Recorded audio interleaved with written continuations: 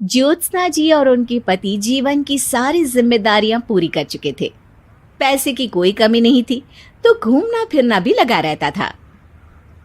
अरे बेटी के घर जाकर तो मजा ही आ गया, लेकिन विदेश से अच्छा तो देश ही लगता है। अब मन को चैन मिला। अरे लेकिन वहां की औरतें देखिए, कितनी फिट, स्मार्ट और चमकती हुई। आदत से तो बाज नहीं आओगे आप। अरे मजाक कर रहा हूँ यार। अच्छा मैं जरा बाजार होकर आता हूँ। पति बाजार जाता है, जहां उसे एक अजीब सी दुकान दिखाई देती है। अरे ये क्या बात हुई?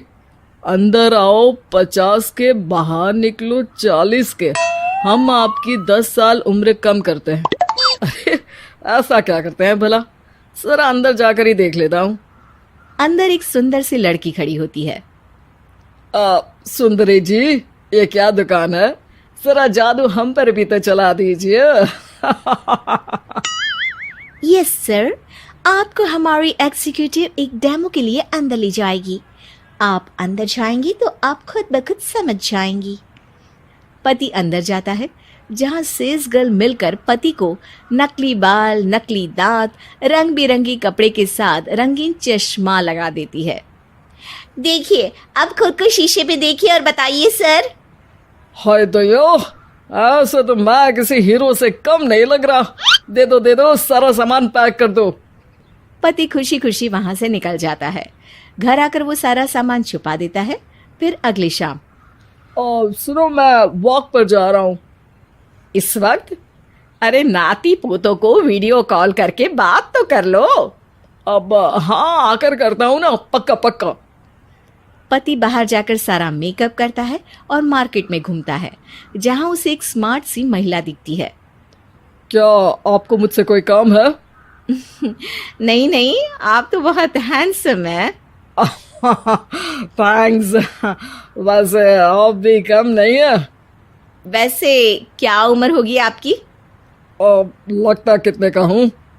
40 के तो पूरे लगते हैं। अब क्या था, 50 साल के पति को कोई 40 का बोल दी तो। वैसे तो कम का हूँ, लेकिन टेंशन के कारण थोड़ा उम्र में बड़ा देखने लगा हूँ। ओह सच्ची? आप 40 के पूरे नहीं हो? अरे छोड़िए ना, चलिए मैं आपको कॉफी पिलाता हूँ। यहाँ की कॉफी काफी शानदार होती है।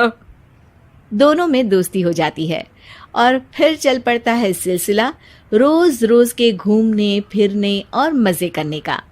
अब सारा दिन पतिदेव फोन पर। अरे नाश्ता तो कर लीजिए, क्या सारा दिन फोन पर लगे रहते हैं? अरे यार, जरूरी काम कर रहा हूं मैं। रिटायर हो, पेंशन मिलती है, कोई काम नहीं है, फिर कौन सा जरूरी काम आन पड़ा आजकल? अरे एक प्रोजेक्ट के सोशल नेटवर्किंग का काम है, उसी पर काम कर रहा हूँ।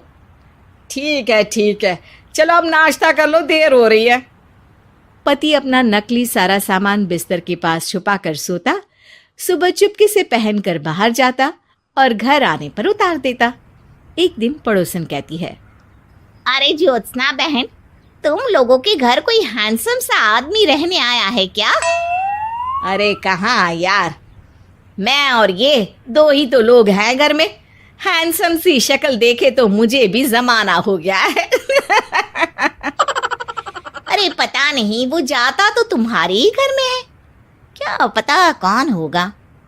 अरे तुम्हारी उम्र हो रही है ना, और भाई साहब को भी गए 5 साल हो गए, शायद इसीलिए अब सारे हैंडसम नजर आ रहे होंगे। पड़ोसन भी ज्योत्सना की बात पर मुस्कुराकर वहां से चली जाती है। एक दिन, अरे सुनो जी, बहू बेटा और पोता आ रहे हैं, कुछ दिनों के लिए वो हमारे साथ ही रहेंगे। अरे शिट यार, ये क्या है? बेटे ने तो कर ली शादी, अब क्या करने आ रहा है यहाँ पर? अरे कैसी बात कर रहे हो जी, इस उम्र में तो माता पिता तरसते हैं कि बच्चे आखिर साथ रहे, लेकिन आप है कि। अरे ठीक है ना, लेकिन अब देखो सभी व्यस्त है अपनी जिंदगी में, ये लोग आएंगे रहेंगे, कितनी डिस्टर्ब हो जाएगी लाइफ। कैसी बात कर रहे हो? अरे जैसे बहुत हैपनिंग है ना तुम्हारी लाइफ, तो जो बच्चों के आने से डिस्टर्ब हो जाएगी। अरे दिन काटने मुश्किल होते हैं, बच्चे आ जाएंगे तो थोड़ा दिन रात पता तो चलेगा। ओफो, ठीक है, लेकिन बोल देना कि ना कोई मेरे कमरे में आए, ना मेरी लाइफ पे दखल दे कि मैं कहाँ जा रहा हूँ, क्या कर रहा हूँ, समझी? खैर, वो दिन भी आ जाता है जब बहू, बेटा और पोता उन लोगों के घर आते हैं। एक दिन, माँ जी, आज मेड नहीं आई है तो मैं आप लोगों के कमरे में झाड़ू लगा देती हूँ। अरे नहीं बहू, वो तेरे पापा को ना पसंद नहीं है कि कोई उनके कमरे में जाए। तू छोड़ ना, मैं खुद ही लगा दूंगी। सास को समझ में नहीं आता कि आखिर उसके पति ने किसी को कमरे में जाने से मना क्यों कर रखा है। खैर, वो साफ सफाई करके बाहर निकल आती है, लेकिन कहते हैं ना, बच्चा तो अबोध होता है, उसे किसी बात का क्या पता। वो खेलते खेलते दादा के बिस्तर तक पहुंच जाता है और बाहर ले आता है दादा का वो सारा सामान जो वो लगाकर घूमते थे। ज्योत्सना की नजर उस सामान पर पड़ती है। वो बच्चे से पकड़कर कमरे में लाती है और पैकेट खोलकर देखती है। हाय रे दैया, ये क्या? लग रहा है कि आजकल ये प्रोजेक्ट नया मिला हुआ है। बेटे बहू के जाने के बाद ज्योत्सना सोचती है कि वो बात करेगी, लेकिन फिर अरे खुद से बात करूंगी तो मुकर जाएंगे। पता लगाना होगा कि माजरा क्या है। कुछ दिनों बाद, अरे यार, ये बच्चे लोगों के आने से लाइफ ना बड़ी डिस्टर्ब सी रही। मैं कुछ देर के लिए वॉक पर जा रहा हूँ, आराम से आऊँगा 2-4 घंटों के बाद, ठीक है? मैं क्या सोच रही हूँ कि मैं भी आपके साथ चलती हूँ। अरे थोड़ा रिलैक्स मैं भी तो हो जाऊं। हाँ, पड़ोस वाली बुढ़िया के साथ नीचे पार्क में जाकर वॉक करके आ जाओ। अच्छा जी, तुम कार से लॉन्ग ड्राइव के मजे लो और मैं पड़ोस की बुढ़िया के साथ। पति नहीं मानता और अपना पैकेट और कार लेकर निकल जाता है। रास्ते से वो उस महिला मित्र को फोन करता है।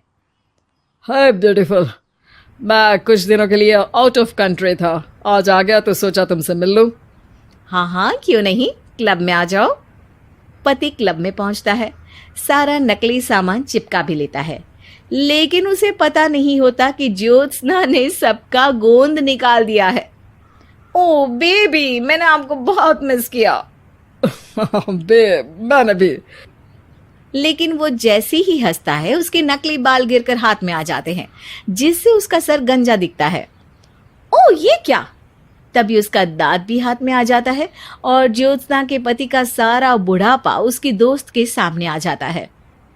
हे भगवान, अंकल जी कौन है आप? क्या ऐसी बात कर रही हो अंकल? मैं तो तुम्हारा दोस्त हूँ। अरे पर हो तो अंकल ही ना। नकली दांत, नकली बाल और क्या क्या नकली है। पति को गुस्सा आ जाता है। वो महिला के बाल पकड़कर खींचता है, जिसके बाद उसका बाल भी उसके हाथ में आ जाता है और महिला के सारे पके बाल सामने आ जाते हैं। ओह, तो तुम भी उसी दुकान से हो? जाओ 50 की निकलो 40 के। हाँ, बढ़िया आई मुझे अंकल कहने वाली। लेकिन ये समझ में नहीं आ रहा कि मेरे बाल और दांत बाहर कैसे आ गए। तभी वहां ज्योत्सना आ जाती है। जी, मेरी वजह से। चलिए इन आंटी जी को नमस्ते कहिए, फिर घर चलते हैं और वहां मैं बनाऊंगी आपको 40 का।